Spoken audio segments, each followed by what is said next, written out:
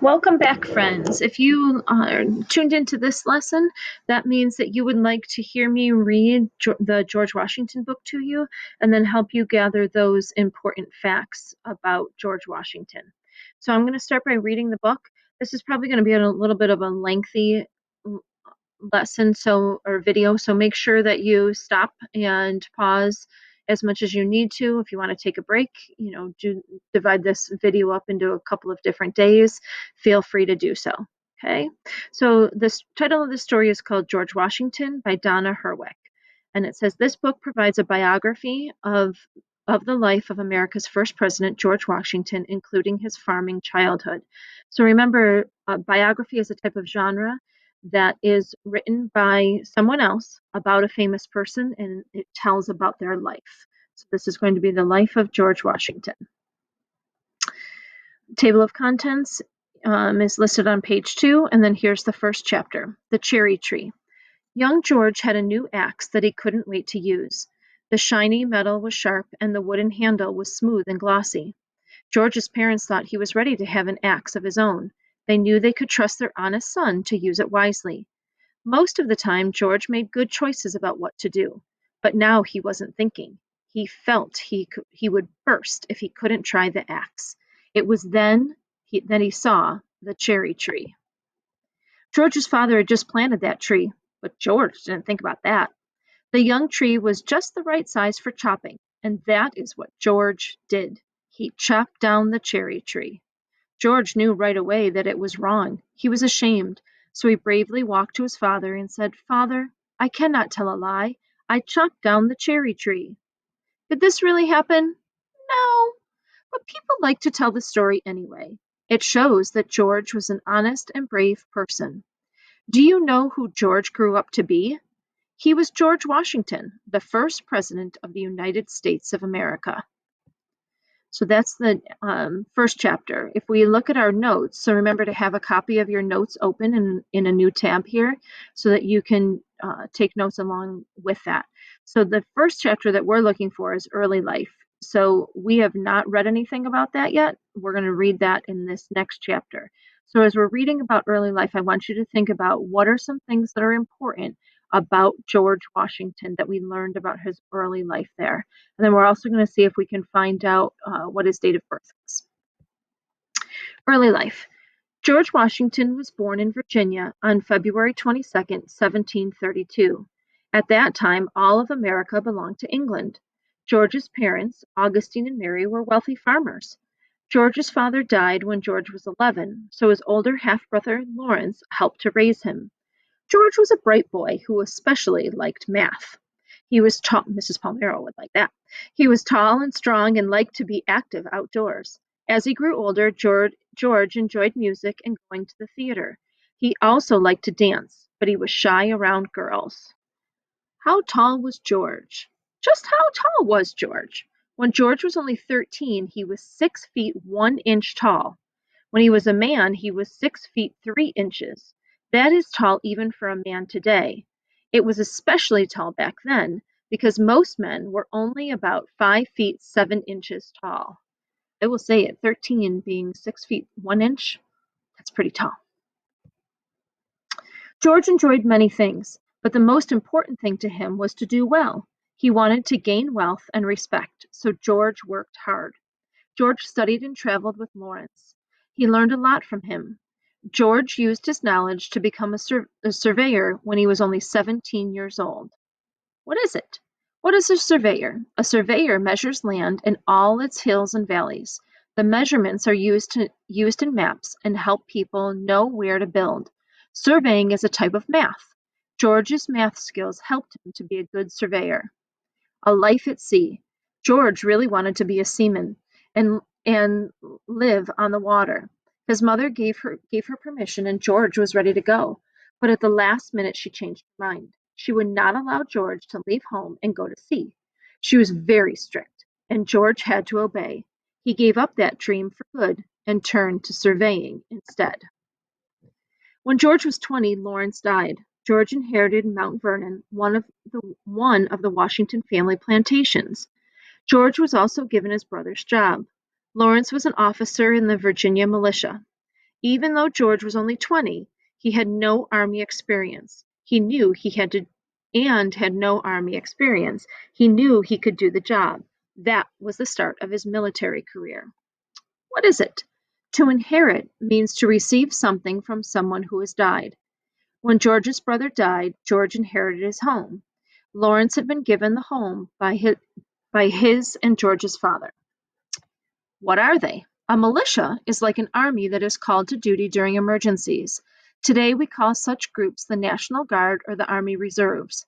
Military describes things that are related to armies and soldiers.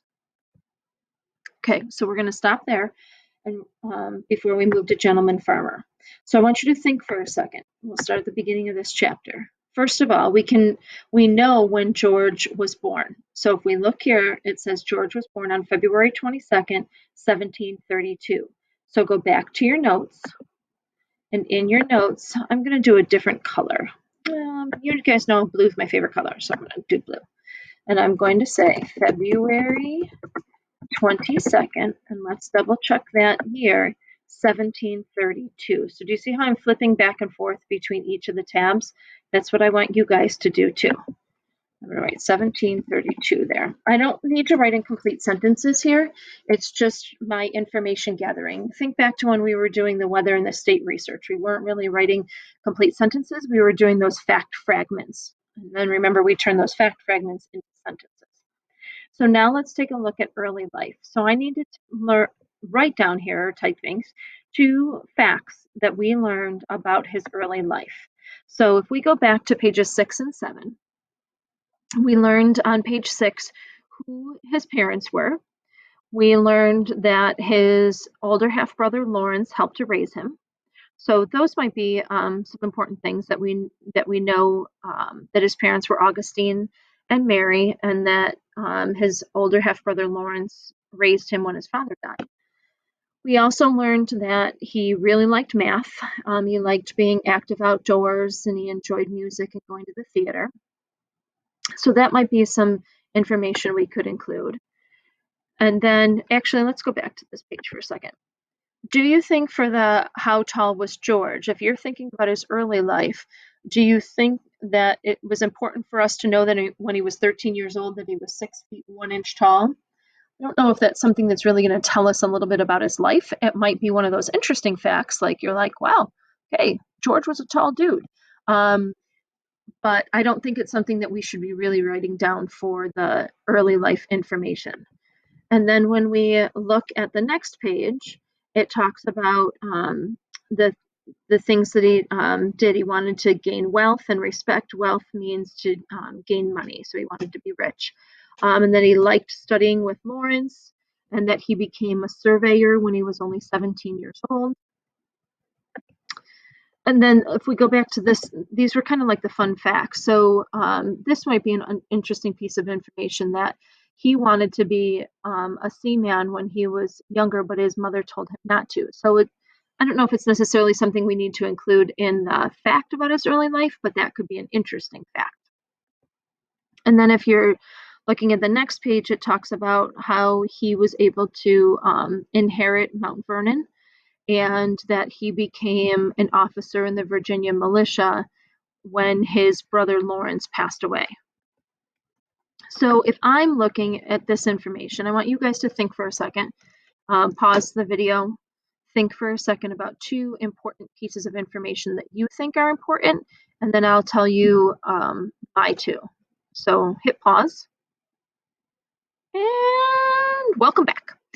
So if I'm looking at the information, what I think I would like to include is that his parents were Augustine and Mary, and that his father died when he was young, when he was 11, and that Lawrence, his older half-brother, raised him. So that's going to be my first piece of information. So again, I'm going to change it to blue because it's my favorite color. I'm going to say Mary, let me just make sure my information is correct. Mary and Augustine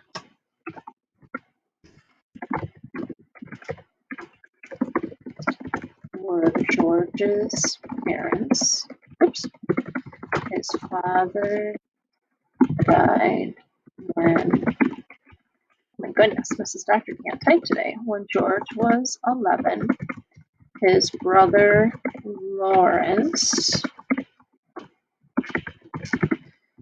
raised him. Okay. And then the other piece of information that I think I'm going to include is I want to talk about how he became a surveyor, because that will kind of help a little bit in what he's going to be doing later on in his life.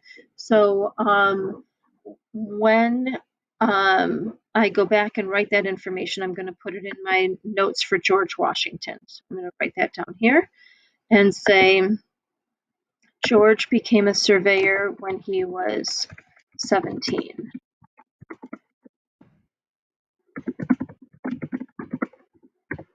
Okay. All right, now we're going to move to the gentleman farmer. Now you could write that information if you want. If you thought that there was something else that you thought was important, you could write that there as well. And then now we're going to move to the gentleman farmer chapter. So go back to your story in Epic and listen as I read along.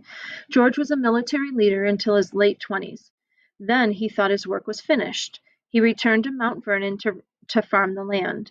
In 1759, George married Martha Dandridge Custis. She was a wealthy widow with 2 children, Jackie and Patsy. George became their father. My dear Patsy. George did not call his wife Martha. When she was a young girl, she was called Patsy. She liked that name best, so George called her my dear Patsy. And then there's a picture of her. George was a good farmer. He read everything he could about farming. He tried new and better things to farm. To improve his plantation, he set up fisheries, a mill, and an iron works. What are they? George had many businesses. A fishery is a special place for hatching and catching fish. A mill grinds wheat and other grains and turns them into flour. Think of the little red hen. An ironworks is a place where workers can make things and build with iron. George used all of these to help him on his plantation. This made his plantation more profitable, which means he was able to make more money. George became a leader among his neighbors. He was such a strong leader that he became part of Virginia's government. For 15 years, he helped to make laws there. Temper, temper. George was known for his fierce temper. He had promised his father that he would not let his temper control him. He always worked hard to stay calm and keep his head clear. This helped him to be a good leader. And then the next part talks about the Revolution. So let's go back to the beginning of Gentleman Farmer and see if there's anything on pages 12 or 13 that we could include in our important information. So one of the things that might be important is who he married. So we know that he married Martha Dandridge Custis in 1759. So kind of keep that one in the back of your head. And then going on to page 14 and 15, it talks about how he was a good farmer and that he set up all of these different businesses like fisheries, a mill, and ironworks. And then looking at pages 16 and 17, it talks about how he became a leader in Virginia's government. So that might be important for us to know, because that kind of tells us a little bit about how he became, how this road led him to become our first president. So that might be a good piece of information to put there. So let's go back to our copy of our George Washington notes, and then let's write, he became a part of Virginia's government. And then it's really up to you of which one. Let's also add that for 15 years, he was a leader. So again, if we're doing fact fragments, we could set it up this way. For 15 years, he was a leader. And then let's do another piece of information about the gentleman farmer. So really it's a toss-up between how he was very good at farming and he started lots of different businesses, or you could include the information about when he married Martha. Either one of those I think is important. And really, like I said, it's up to you. So I think I'm going to include the information about how he was a very good farmer and he set up fisheries, a mill, and an ironworks. So, oops, my favorite color, blue. He was a very good farmer, set up fisheries, and let's go back and check, a mill and ironworks. All right, so that's our information about Gentleman Farmer. Now we're going to move on to the first president. So we're going to go back to our epic story. The next piece is the chapter called Revolution. So we're not going to gather facts from this, but I am going to read this chapter to you. It says, Revolution. Things started to change in America. Many people living in America thought England was unfair to them. They wanted to have their own country. George got a militia ready for war. In 1775, he was named commander of the new American Army. Fighting was long and hard, and many people died. One winter in Valley Forge, Pennsylvania, George and his army barely survived. They were cold and had little food, but they made it. Finally, after 8 long years of war, peace was declared in 1783. American leaders agreed to form a new country and call it the United States of America. And now here's the information that we're going to gather about the first president. The first president, George went home, but not forever. The country needed a new leader. The leader would be called President of the United States. They thought George was right for the job. George knew it was an important job. He was afraid to make mistakes, but he took the job and worked hard for the new country. He listened to what the people wanted. George was president for 8 years. He thought that was long enough. He told the people it was time for a new president. They elected John Adams. In 1797, George finally went home. Father of our country. Many people believe that if not for George, the new country might not have lasted. There were many different ideas and disagreements. George worked hard to keep people together. This is why he is called Father of our country. Back home again. George was glad to be home with his family. He helped the new country when he could, but mainly he stayed home. On December 14, 1799, George woke up feeling ill. Late that night, he died. George had been a great leader and would always be remembered. One friend said it best. He said that George was the first in war, first in peace, and first in the hearts of his countrymen. So if we go back to the first president chapter, we definitely, I think, need to include that he became the first president of the United States. So we're going to go back to our notes and write that.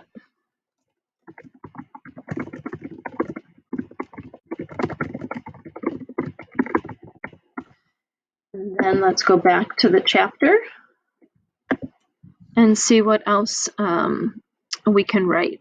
So I do also think either one of these is important, that he was president for 8 years, or we could include that in our first bullet. But a lot of times people call him the father of our country, so maybe we include that as our second piece of information. So let's go back to our notes. And up here where it says became the first president of the United States, maybe let's add was president for 8 years. And then as our second bullet, we can write that he was known as the father of our country. And the reason why he was known that was, if we go back to our notes, was because he worked hard to keep people together.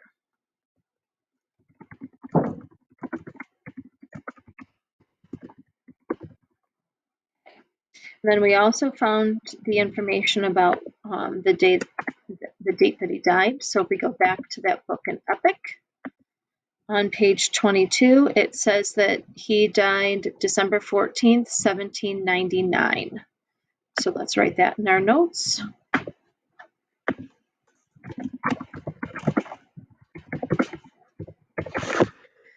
And then the last piece of information that we need is an interesting fact. So you remember, if we were looking at all of the different interesting facts, you choose the one that you think is most interesting. So a lot of those interesting facts we would find in these little fact boxes. So maybe you want to include something about the temper, that he had a fierce temper, but that he didn't let that control him.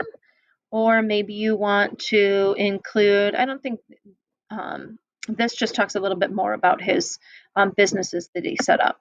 But some other interesting facts might be that he called his wife "my dear Patsy." Or another interesting fact might be that he really wanted to be a seaman, but his mom told him no. Or the other one was about how tall he was.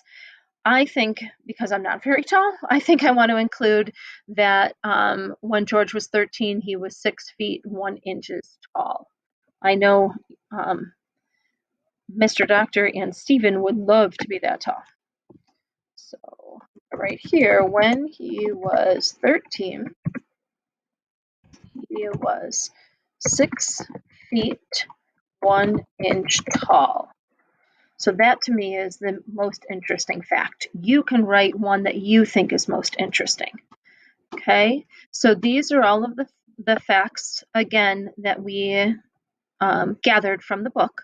So you can write these facts, or like I said, going through the story, you can write the ones that you think are interesting. I kind of give you some helpful hints there. So remember to submit this once you are done so that we can take a look at your notes.